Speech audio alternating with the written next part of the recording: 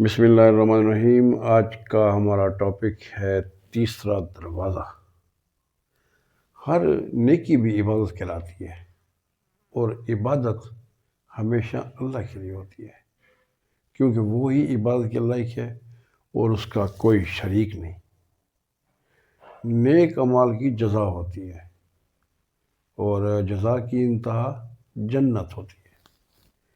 جنت میں داخل ہونے کے 8 دروازے ہیں، جو لوگوں کے نیک اعمالوں کے انعام سے منسوب ہیں، یعنی ان کے نام ان کے نیک اعمالوں کے انعام سے ہیں۔